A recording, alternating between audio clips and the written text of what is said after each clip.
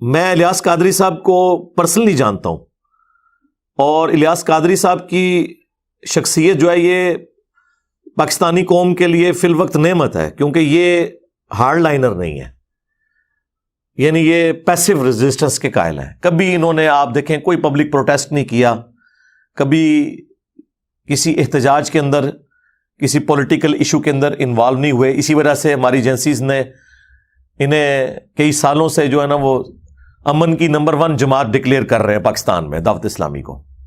اور جینوئنلی الیاس قادری صاحب پہ جب خود بھی مرڈر اٹیمپٹ ہوئی تھی، اس کے بعد بھی انہوں نے کبھی کوئی احتجاج اس طرح نہیں کیا، کسی بھی ایشو میں انوالو نہیں ہوتے۔ یہ جتنی بھی تحریکیں چلتی ہیں سیاست کے نام پہ یا مذہب کے نام پہ، وہ کسی میں حصہ نہیں لیتے، یہ ان کی ایک نیچر ہے۔ وہ ممتاز قادری صاحب جو ہیں وہ ان کے مرید تھے، تو پھر ظاہر ہے ان سے بھی سوال ہوا، انہوں نے کہا کہ میں تو اس چیز کو صحیح نہیں سمجھتا کہ کوئی قانون خود ہاتھ میں لے اس حوالے سے، تو ظاہر ہے یہ تو نہیں صحیح سمجھتے اس کو۔ پچھلے دنوں آپ کو پتا ہے ادے پور میں بھی ایک سانحہ ہوا انڈیا کے اندر، اس کے اوپر تو باقاعدہ پھر ان کی ویڈیو آ گئی کہ میری پوری زندگی گواہ ہے، میں نے کبھی ایسے معاملہ نہیں کیا۔ حالانکہ اس ویڈیو آنے سے پہلے میں ویڈیو ریکارڈ کروا چکا تھا کہ الیاس قادری صاحب اس طرح کے نہیں ہیں، مجھے پتا ہے۔ میں تو اس بات کی تعلیم دیتا آیا ہوں کہ اگر خدا نہ خواستہ مجھ پر بھی کوئی ظلم و زیادتی ہو، تب بھی میرے مریدین اور دعوت اسلامی والے ہرگز تشدد و مزاحمت اور قانون کی خلاف ورزی کا راستہ اختیار نہ کریں۔ میرے انتقال کے بعد بھی موجودہ سیاست اور سیاسی سرگرمیوں، ہڑتالوں، احتجاجی ریلیوں اور دھرنوں وغیرہ سے دور رہیں اور پرامن رہ کر لوگوں کو نیکی کی دعوت دیتے رہیں۔ ادے پور ہند میں ہونے والے قتل کے واقعے میں بھی کیونکہ دعوت اسلامی کا نام لیا گیا ہے، اس لیے وضاحت کرتا چلوں کہ یہ بھی چند افراد کا ذاتی فعل اور ان کا پرسنل میٹر ہے، جس کا دعوت اسلامی سے، مجھ سے اور میری ترغیب و تربیت سے کوئی تعلق نہیں۔ اور اس وجہ سے ہی دعوت اسلامی کے علاوہ جو باقی بریلوی مکتب کی جماعتیں ہیں جو تھوڑی ہارڈ لائنر ہیں، جس طرح TLP ہے، تحریک لبیک، یہ لوگ بڑے ناراض ہیں الیاس قادری صاحب سے انٹرنلی کہ بھئی یہ تو کوئی ہمارے ساتھ کسی تحریک میں شامل نہیں ہوتے۔ ایون ممتاز قادری کے جنازے میں شامل نہیں ہوئے، ایک بہت بڑی ایک ایکٹیویٹی تھی۔ بہرحال اس کی ریمیڈی کرنے کے لیے حاجی بلال قادری جو چھوٹے بیٹے ہیں ان کے، اب تو خیر چھوٹے تو نہیں، وہ شادی شدہ ہیں وہ بھی، وہ جناب ننگے پاؤں ممتاز قادری صاحب کی قبر تک گئے، اور وہ خبر جب باہر نکلی، ایجنسیز نے پھر اپروچ کیا دعوت اسلامی والوں کو کہ بھائی پاکستان کی سب سے بڑی عدلیہ ایک بندے کو پھانسی دے رہی ہے اور آپ اسے ہیرو بنا کے پیش کر رہے ہیں، دوسری طرف آپ امن کے دائی ہیں، آپ کے کیا لینا دینا ہے؟ اب جو الیاس قادری صاحب کی جماعت میں ایسے لوگ تھے جو چاہتے تھے کہ بلال قادری جو بڑا شارپ ہے یہ اوپر نہ آئے، تو انہوں نے اس موقع کو غنیمت جانا، انہوں نے الیاس قادری صاحب کو ڈرانا شروع کر دیا کہ دعوت اسلامی پہ پابندی لگ جائے گی، آپ اس سے اعلان برات کر دیں۔ وہ اعلان برات کیا کیا، وہ اس کو انہوں نے جماعت سے ہی نکال دیا، اپنے سگے بیٹے کو، آپ اندازہ کریں۔ اچھا یہ میرے پاس ساری اندر کی رپورٹیں، ہمیں تو پتہ ہے آپ کو سارے اندر کے لوگ خبر دیتے ہیں، کچھ ہمیں خود بھی پتہ ہوتی ہیں، پھر ہم کافی ذہین بھی ہیں، چیزوں کو سمجھ لیتے ہیں اور چیزیں جڑ جاتی ہیں ساری چینز۔ تو ان کو انہوں نے کھڈے لائن لگا دیا، بس وہ عید کے عید کبھی کو ملاقات ہو جاتی ہے، باقی دعوت اسلامی سے اب بلال قادری کا کوئی لینا دینا نہیں رہ گیا۔ یہ عبید رضا یا احمد رضا، یہ بیچارہ بالکل ہی سدھ ہے، ہاں اس کے اندر یعنی شرافت تو بہت زیادہ ہے، لیکن وہ جو چلاکی ہوشیاری جو تھی الیاس قادری صاحب کی، اس کے امین جو ہے وہ بلال قادری صاحب ہیں، اور جو ان کی بالکل شرافت ہے اس کے امین یہ ہیں، یا تو یہ دونوں کٹھے رہتے، بل ان کو انہوں نے پتہ صاف کر دیا۔ بس اسی وقت پھر ان لوگوں نے موقع غنیمت جانا کہ اب یہ الیاس قادری صاحب ڈیفینسو موڈ میں گئے، ورنہ تو بڑی وہ پیر بھی ہیں ان کے، بڑا ان کو وہ عزت کی نگاہ سے دیکھتے ہیں، کوئی سوچ نہیں سکتا ان سے کوئی اختلاف رائے کر سکے۔ انہوں نے کہا لگ دے آتنا، ایک دو کام ایجنسیوں نے کہا کہ ہم خود ان سے کروا لیں۔ اب ظاہر ہے کہ وہ ڈائریکٹ تو سامنے نہیں آتے، ان کا طریقہ واردات ہے، وہ تو ہمیں پتہ ہے، ہمارے ساتھ بھی انہوں نے ہاتھ کرنے کی کوشش کی ہے، لیکن ہم ان کے قابو نہیں آئے۔ تو یعنی میں اشارتاً بات کر دیتا ہوں، ایک جرنیل جو کہ اب ریٹائرمنٹ لے چکا ہے وقت سے پہلے، آپ کو پتہ ہے اس نے ایکس پرائم منسٹر کے ساتھ بھی گیم کی، ایکس آرمی چیف کے ساتھ بھی گیم کی، اس نے میرے ساتھ بھی گیم ڈالنے کی کوشش کی، لیکن آپ کو پتہ ہے کہ بنو امیہ کی چالیں جہاں ختم ہوتی ہیں وہاں سے ہماری عقل سٹارٹ ہوتی ہے۔ میں ہر معاملات کو دیکھتا ہوں اس کے بعد ظاہر ہے میں نے اپنے اصولوں پہ کمپرومائز نہیں کرنا ہوتا، اس لیے میں ہتھے نہیں چڑھتا ہوں. جو بندے کمپرومائز کرتے ہیں نا وہ پھر ہتھے چڑھ جاتے ہیں. خیر ان لوگوں نے ان کو اس طرح پٹو ڈالا کہ آپ کو پتا ہے کہ عرب ملکوں میں دعوت اسلامی پہ پابندی ہے کیونکہ وہ ہارڈ لائنر ہے بریلویوں کے اعتبار سے. سعودی عرب کے اندر یہ گرین پگڑی کے اوپر کو کسی کو دیکھ لیں تو وہ پکڑ کے وہاں پہ شرطے جو ہیں بٹھا لیتے ہیں. ظاہر ہے وہ پاکستانی اہل حدیث ہیں وہابی، تو وہ تو ان سے نفرت کرتے ہیں. اب یہ بڑا اچھا موقع تھا، بیچ میں بندے انوالو ہوئے. یعنی یہ باتیں میں آپ کو جو بتا رہا ہوں جو اندر کے لوگ ہیں جن میں پاکستان لیول کے بریلویوں کے علماء اور مفتی بھی شامل ہیں، انہوں نے مجھے خود یہ باتیں بتائی ہیں اور پھر کچھ قرائن بھی بتا رہے تھے کہ الیاس قادری صاحب کی منتیں لوگ مار بیٹھے کہ بھئی آپ پگڑی کے رنگ کو فکس کیوں کر رہے ہیں؟ نبی علیہ السلام سے تو مختلف کلرز کی پگڑیاں پہننا ثابت ہے. اور آپ کو پتہ ہے جب انہوں نے پگڑی چینج کی سب سے پہلے میں نے مبارکباد دی تھی کہ چلیں اچھا ہوا. اس سے پہلے تو ہم لوگوں کہتے تھے سفید پگڑی ہے کالی بند ہو، تو وہ تو اسے سفید پگڑی کو دیوبندیوں کی نشانی اور کالی پگڑی کو شیعہ کی نشانی سمجھتے تھے، حالانکہ اس میں تو بخاری مسلم میں احادیث ہیں. میں نے الگ سے اس پہ کئی ویڈیوز ریکارڈ کروا چکا ہوں. بہرحال وہ موقع غنیمت جانتے ہوئے انہوں نے جناب کام یہ ڈالا کہ پھر انٹرنیشنل ایجنسیز انوالو ہو گئی. انہوں نے کہا کہ اچھا پاکستان میں بڑی انفلوئنشل جماعت ہے یہ، اور بریلوی مکتب سب سے بڑا مکتب ہے پاکستان کا اور نان وائلنٹ بھی ہے، تو ہم نے وہابیوں پہ اتنا پیسہ لگایا، اس کے باوجود یہاں ہمیں کوئی آؤٹ پٹ نہیں ملی. وہ آؤٹ پٹ کیا چاہتے تھے کہ ملوکیت کو پروموٹ کیا جائے، یزید کو رحمت اللہ علیہ کہا جائے اور حسین کو نیچے کیا جائے.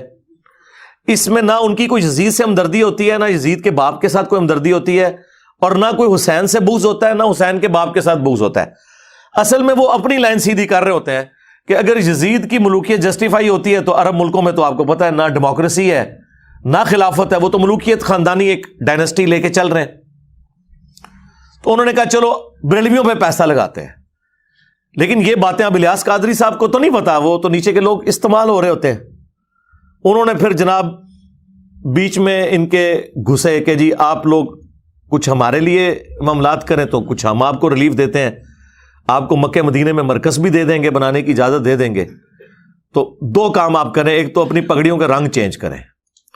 اس میں پاکستانی ایجنسیوں کا بیچ میں بینیفٹ یہ تھا کہ گرین پگڑی سے ایک جماعت بن جاتی ہے، ایک یونٹی ہوتی ہے، اور یہاں تو وہ کسی جماعت کی پاپولرٹی کو برداشت نہیں کرتے، نہ کسی پرائم منسٹر کی پاپولرٹی کو برداشت کرتے ہیں، تو وہ کوئی نہ کوئی معاملہ چلا دیتے ہیں اس کے خلاف. بہرحال انہوں نے کہا کہ ٹھیک ہے جی آپ پگڑیوں کے رنگ چینج کریں، رنگ چینج ہوں گے تو یونٹی خود ہی ٹوٹ جائے گی. ایک نہیں، اب وہ رنگ کیا چینج ہوئے ہیں، وہ ایسے عجیب و غریب رنگ پہن رہے ہیں، بندہ کہتا ہے یار یہ کون سے رنگ پہن لیے انہوں نے. اچھا ایک تو یہ کام کروایا.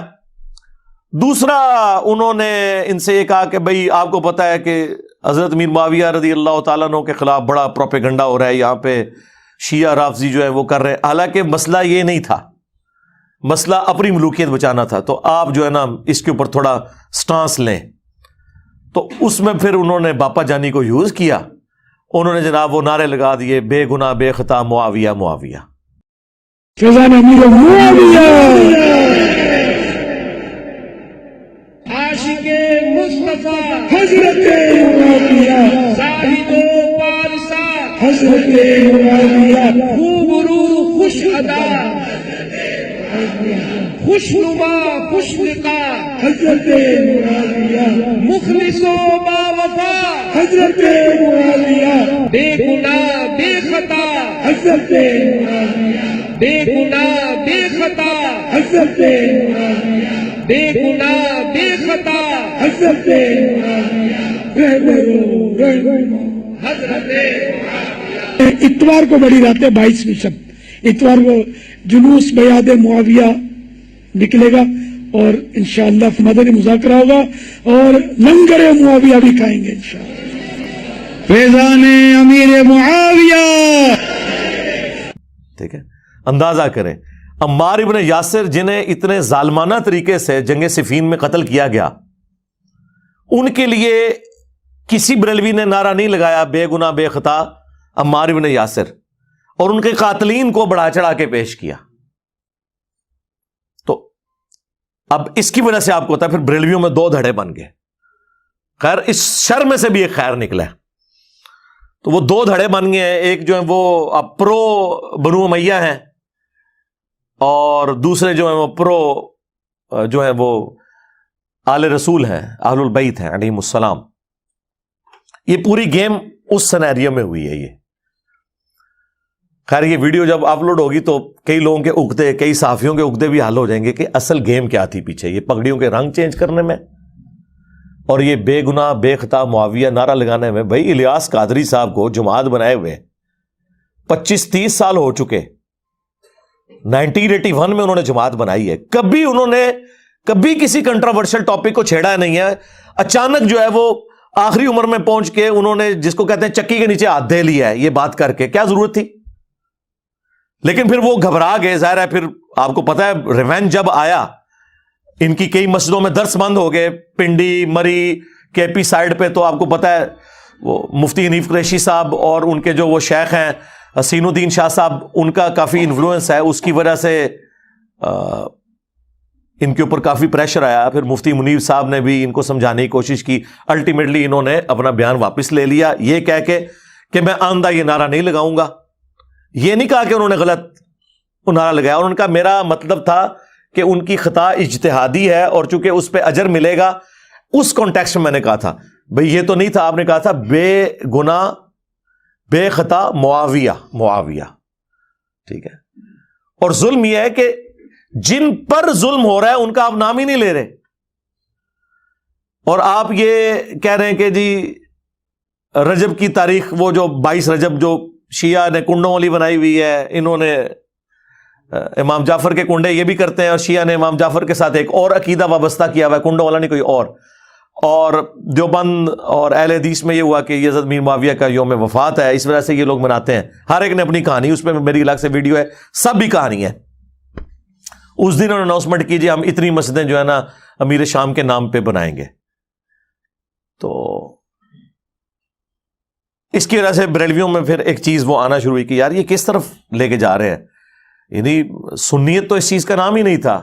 سنیت تو اس چیز کا نام ہے کہ امیر شام کو آپ نے لعنت نہیں کرنی, ان کی صحابیت کا انکار نہیں کرنا, انہیں منافق نہیں کہنا. باقی حضرت علی کے مقابلے پہ تو کبھی بھی کسی سنی نے انہیں صحیح نہیں سمجھا, خطا پہ مانا ہے.